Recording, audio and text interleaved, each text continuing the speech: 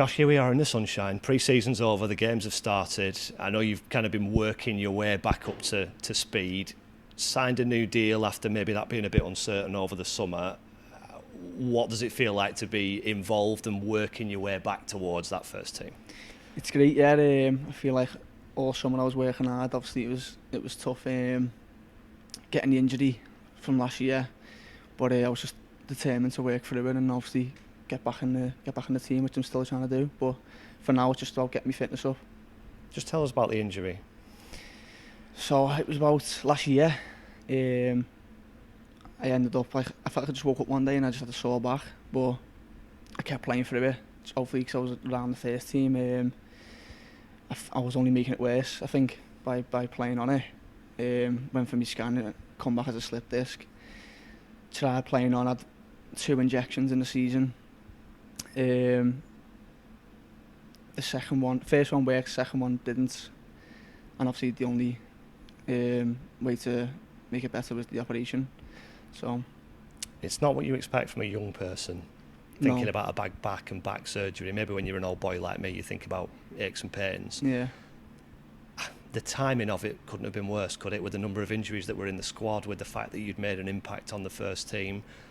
How hard has that been, I guess, psychologically, as much as having the bad back and having the operation? Yeah, it was mentally tough, but I tried my best to stay in the first team and stay around it. Obviously, I was killing myself. I was making myself worse, but I'm just happy to have got it sorted now and obviously be on the mend to get my fitness back. When it came to the end of last season, the club gets relegated. The futures are uncertain of a lot of people.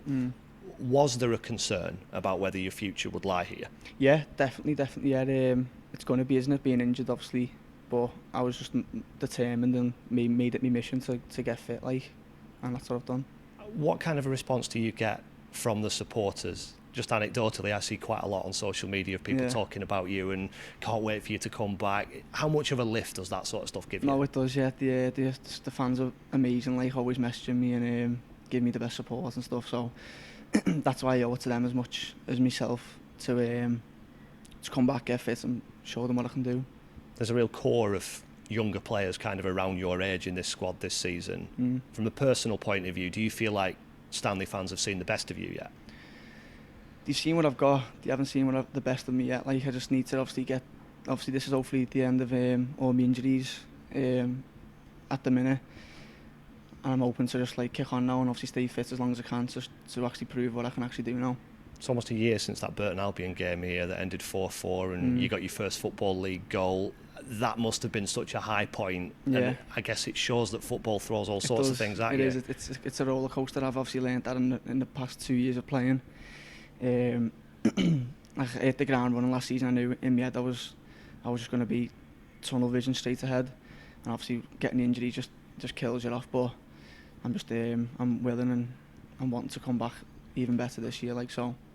We've talked about your story before, coming from non-league football and cutting hair and getting the opportunity to come into a professional club like this. Do you think about the future when your contract's running out? Do you think, what am I going to do? Do you think I might have to get my scissors out again?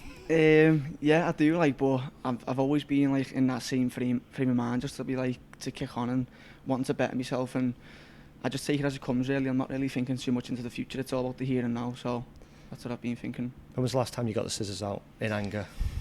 Last week on Liam Coyle's head, and then I'm cutting Sean's hair after footy today. So I still do a few, just mainly the footy lads and stuff. You've got your own little side hustle going on, cutting footballers' hair. Yeah, I still do the footy lads. Yeah. Do they have any particularly strange requests? Do you style them, or do they come to you and say, "I want X, Y, and Z"? No, they say obviously what they want, but I've been cutting hair since I was younger, so obviously I know how to cut hair and stuff. So. Yeah, they like how I do it as well. They like the haircuts.